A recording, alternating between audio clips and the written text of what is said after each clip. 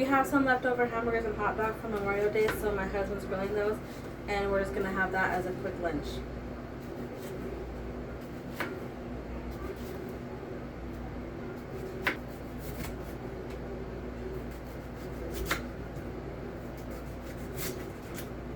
Me and my husband are gonna have ours lettuce wrapped.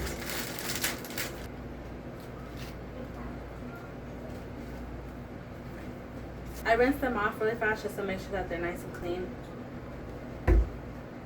Got some baked barbecue chips to go with them.